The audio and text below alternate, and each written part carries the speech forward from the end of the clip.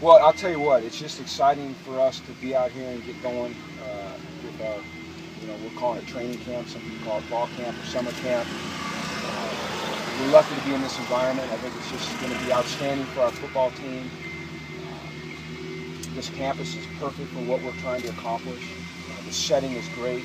The people here at Cal State University San Bernardino, especially Cliff Document, have just been unbelievably accommodating to us. As you can see, we have a lot of field space. The fields are in good shape. The dorms are beautiful. The food has been great. It's just a first-class facility for us to have a chance to come out and work at. So we're really appreciative of that. And I think the players, at least today and yesterday, are very excited about being here. They like the environment. They like the change. They like what we're out to try to accomplish. And we'll see how that holds up in 6 or 7 days when you get the pads on. It gets a little bit more difficult. But for now, I think it's just an idea, and we're really excited about it. You're going to have 100-degree temperatures from Monday on. I mean, are you guys going to take any extra precautions? Or? Yeah, I spent. I was in the NFL when Corey Stringer passed away, and so the NFL made a big push, as you would imagine, to educate staffs, coaching staffs, obviously medical staffs, on the dangers of practicing in this type of heat. And so our staff is very educated on that. You see we've got a cool down tent over here. We give them multiple water breaks, and you've got to learn to push through some heat, but you've got to do it in a smart way. Coach, practice looked intense and spirited. How would you describe day one? Well, I think it was a typical day one. It was good at times. It was sloppy at times. It'll certainly get better as we move along.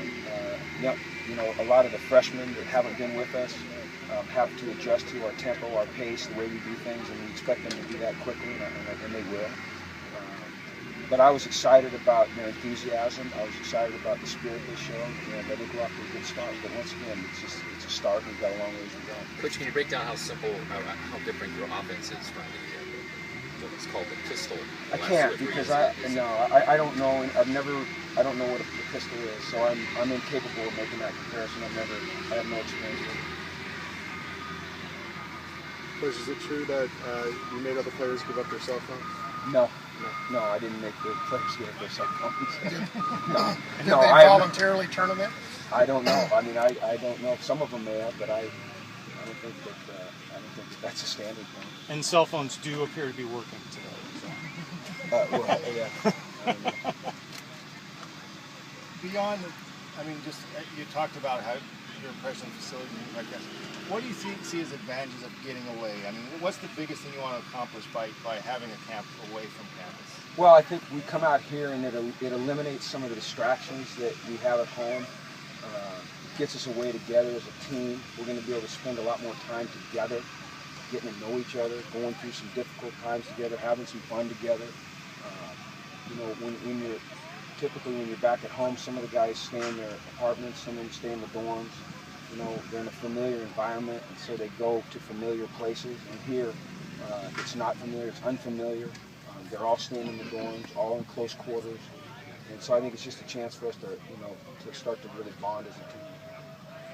Was it important to set a tone on day one that these are the standards, this is the level of intensity that's going to be required? Well, they know what our standards are, and they know what our level of intensity is. And today was not anywhere close to where it will be. So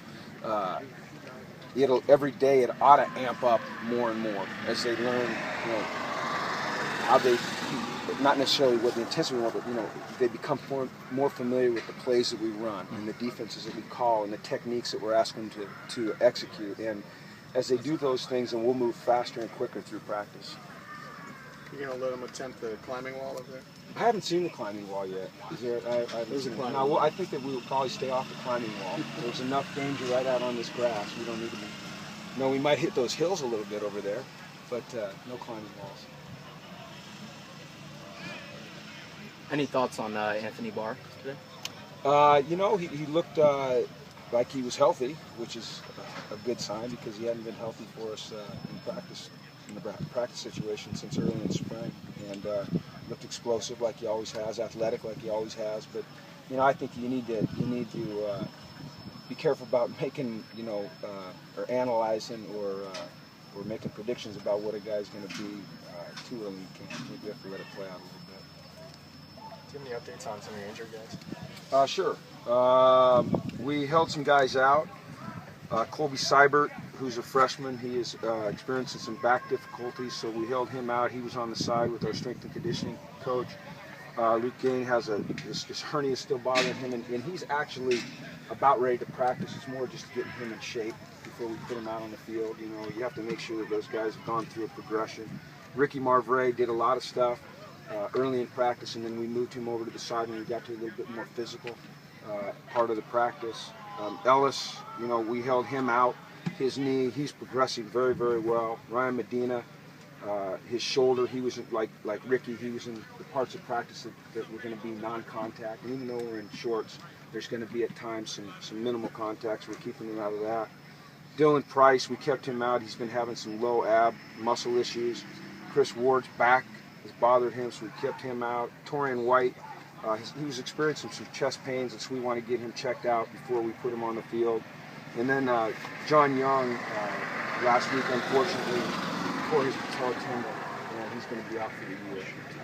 So that was obviously not in any of the work that we were doing. He was at home, and he was with his brother, and kind of a freak deal. So, and then today, during practice, Shaq Evans was hyperventilating a little bit, and so to be preventative here in camp, we got him out of the heat. It was really early in practice. We don't think it was heat-related illness. Kenny Walker maybe either dislocated or fractured his pinky, so we took him to get x-rays, and then Eric Kendricks has some cramps. But, you know, all in all, our guys got through it pretty well today, and I was impressed with the way they handled the heat.